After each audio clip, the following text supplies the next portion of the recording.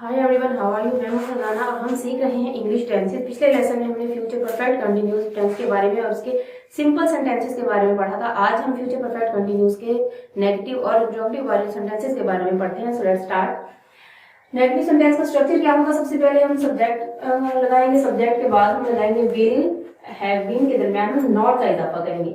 Will have been के दरमियान हम नॉट का इजाफा करेंगे। उसके बाद शैल या फिर शैल नॉट हैव बीन आ जाएगा या फिर विल नॉट हैव बीन।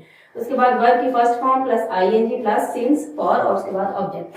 अब हम सेंटेंस देखते हैं। सुबह से बारिश नहीं हो रही होगी। सुबह से बारिश नहीं हो रही होगी।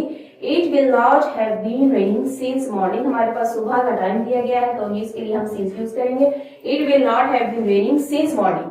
वो 2 घंटे से क्रिकेट नहीं खेल रहा होगा। वो 2 घंटे से क्रिकेट नहीं खेल रहा होगा। अब हमारे पास 2 घंटे, ये नहीं पता कि कौन से 2 घंटे हैं, यानी कि पॉइंट ऑफ टाइम हमारे पास नहीं है, जस्ट पीरियड ऑफ टाइम है 2 घंटे। He will not have been playing cricket for 2 hours, तो हम पीरियड ऑफ टाइम के लिए फॉर यूज करेंगे, फॉर 2 आवर्स। नेक्स्ट सेंटेंस है वो इतवार से इस घर में नहीं रह रही होगी। वो इतवार से इस घर में नहीं रह रही होगी। She will not have been living in this house. अब एक मुकर्रर टाइम है हमारे पास, मुकर्रर दिन है हमारे पास। कौन सा दिन है? वो संडे। संडे के लिए हम क्या यूज करेंगे? Since. She will not have been living in this house since Sunday. उसके बाद हम इसके इंटरोगेटिव सेंटेंसेस की तरफ देखते हैं।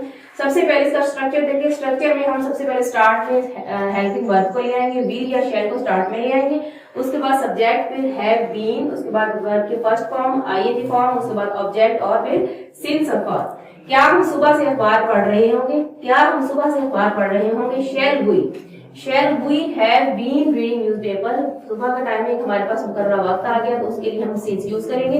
शैल we have been reading newspaper since morning.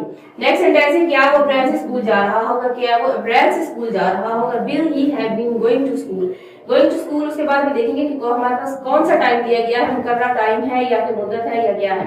वो है अप्रैल। अप्रैल हमारे पास एक मुकर्रर टाइम आ जाता है, उसके लिए हम सिंस यूज करेंगे। Will he have been going to school since April.